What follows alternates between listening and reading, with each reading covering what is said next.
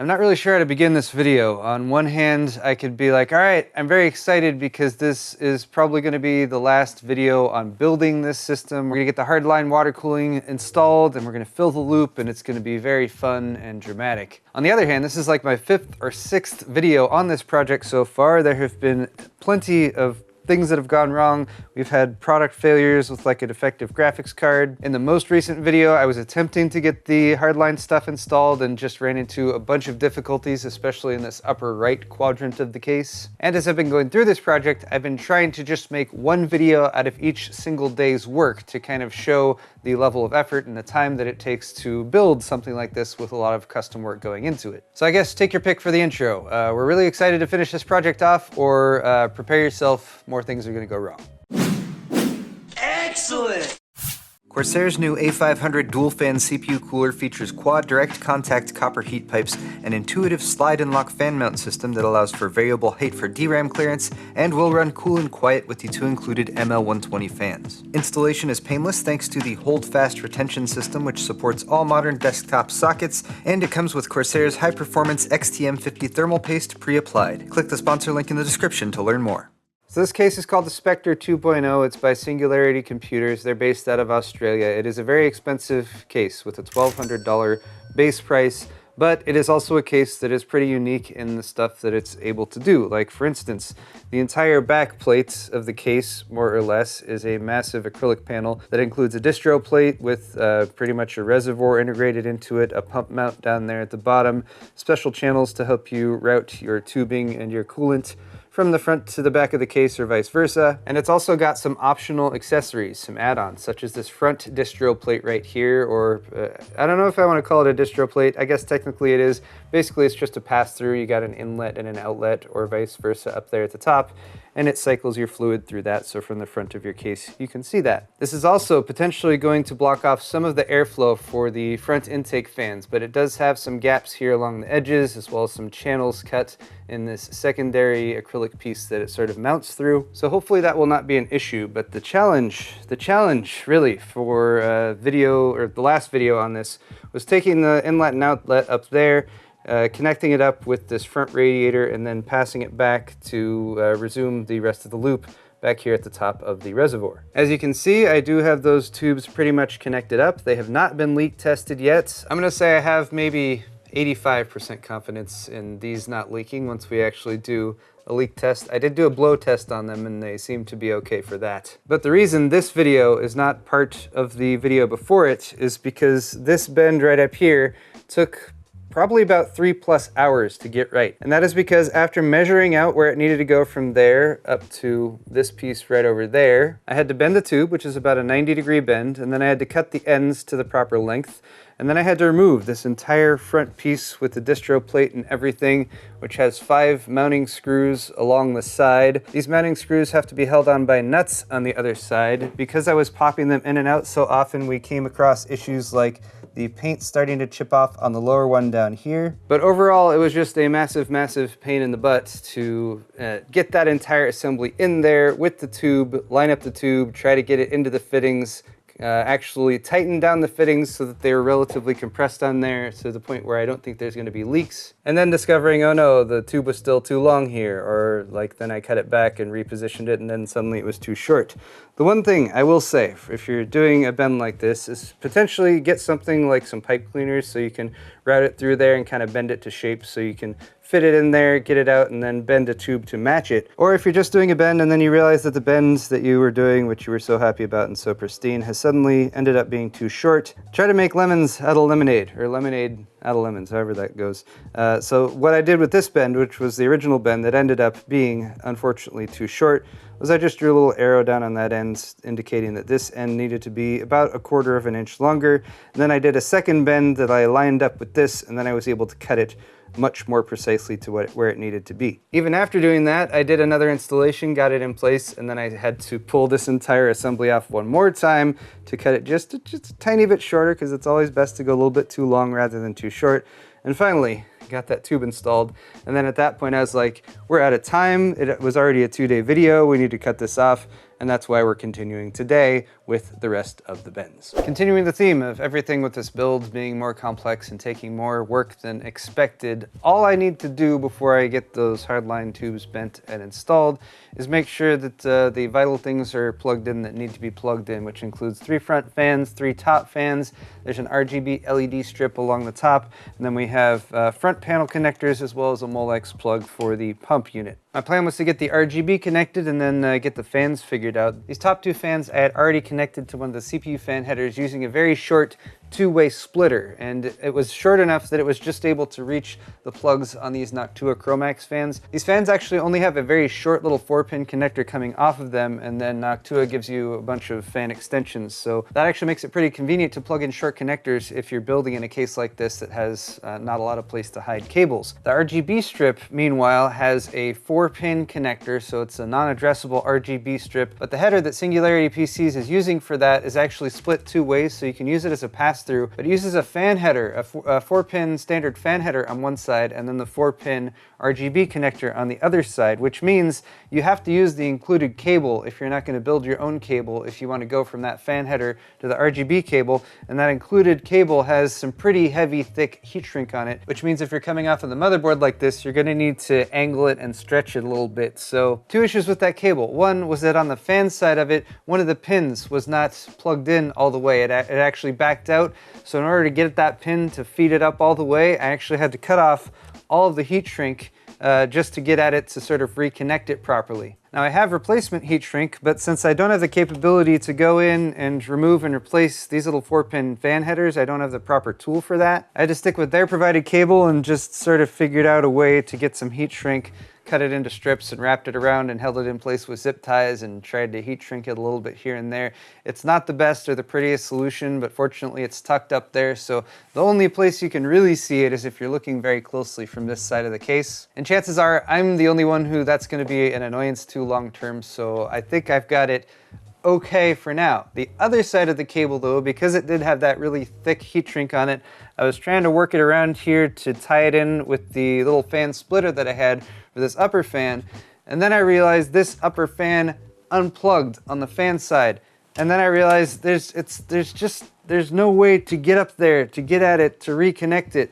I might have to remove this entire radiator again. I would have to remove the front connector from that upper right area to get the radiator out. So my mind started to go downhill thinking, oh my gosh, I'm just trying to plug in some RGB. Why is this causing so many problems? And the answer is that this is a complex setup and there's not a whole lot of access from this area of the case. You don't have conveniences built in like slide out removable radiator mounts, for example. And again, just that top right corner there is so tight to work in and so difficult to get back to at all. Even just replugging in that 4-pin cable after I had gotten it sort of refigured out with the added heat shrink. Ultimately, I had to go with some advice that Joe's been providing over and over again as we've been going through this build of like, why don't you just remove the fans to get back at that? And I haven't done that much because replacing the fans up in here is very difficult to get at the actual screws for that. This top left fan only has 3 screws on it though, so the furthest back point on it here, which is blocked pretty badly by the VRM cooling on the motherboard, there actually isn't a screw there. So I was able to just use my little hex shank Phillips heads driver just to remove those 3 screws, pop the fan down a little bit so I could get back there and replug it in and replace it. Now I just need to wire up the front fans, and then I can get the rest of those tubes installed. It's only been 2 hours. It's only been 2 hours. Jesus fucking Christ. So for these front fans up here, I've got a couple extensions plugged into headers down here on the bottom edge of the board, coming out this way. If you're building in this case, I highly recommend getting yourself some of these little fan extension connectors because, well, let me show you. First off, I'm feeding them down here under the acrylic at the back of the motherboard acrylic piece. I got them pulled out there, so there's a little bit of a gap in the bottom side of this channel. There's also this metal bracket that's actually screwed on down there.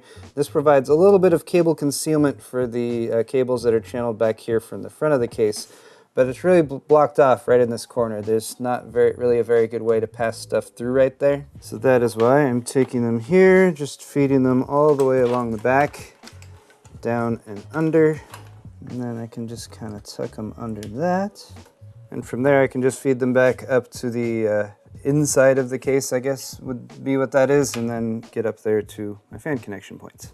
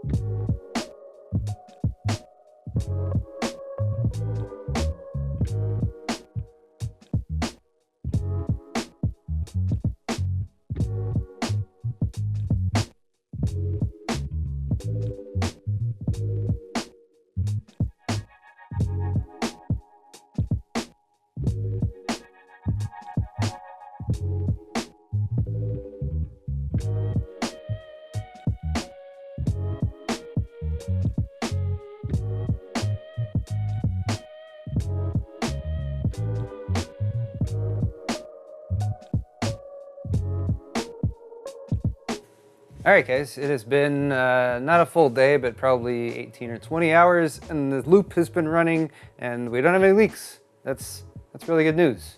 I think that means I can turn the pump off since it is running at full speed.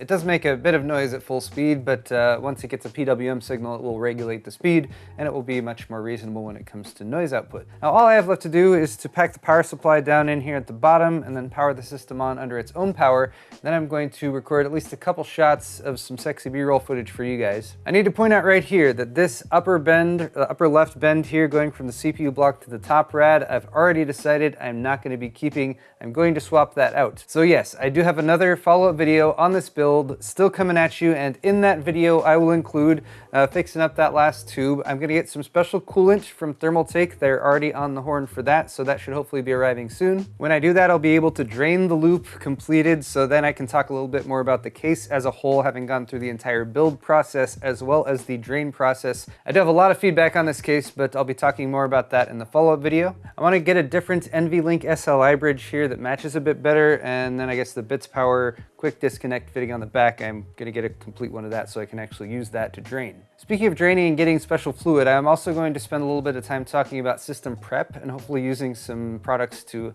help prep the system for that, since I am going to be using at least a semi-opaque fluid in there. I want to do everything I can to make sure that the system has as much longevity as possible and hopefully prevents any buildup of crud in there, which I have experienced in the past when I'm using an opaque coolant. I'll run some tests as well, and I'll also answer questions that you guys might have. So if you guys have any questions about this build process, the case, the parts I used inside, anything at all, leave those in the comment section and I'll see if I can pull up some of those and give you guys responses to burning questions as well. All that said, give me just a moment to pack away the power supply here and plug the pump in directly, and then I will turn the system on completely for the first time. Technically not for the first time, but for the first time when it's done up like this. Power switch. Power button. Try it again. One sec. Ooh. That's no good.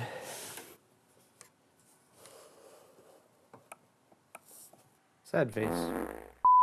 This build keeps subjecting me to moments of abject terror. It's like ready-made clips to go on the Watch People Die Inside subreddit or something like that. Let's try this one more time. I refinagled some stuff in there and I double-checked, and the standby power light is now going on, theoretically. Yes, we have standby power. Let's give the actual power button one more shot.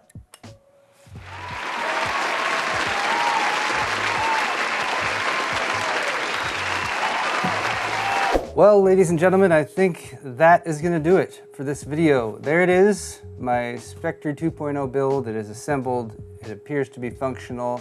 There's only a few more things that I still want to do with it in one, hopefully, final video. So thank you guys so much for sticking around as I have sort of stumbled through this build and encountered lots of setbacks. There's a playlist of the entire thing if you guys want to check it out from start to end. If you're only watching the end, I actually started this several months ago. If you enjoy my videos, don't forget to subscribe to my channel as well. I do have at least one more video coming on this build soon, hopefully very soon. Check out the video's description if you want to find links to the products and parts that I've used in this build. And you can also find a link to my store at paulshardware.net where you can find shirts, mugs, pint glasses, and lots of other cool gear to help suit yourself up with Paul's Hardware merch, help support the channel. Thank you guys so much again for watching. We'll see you in the next one.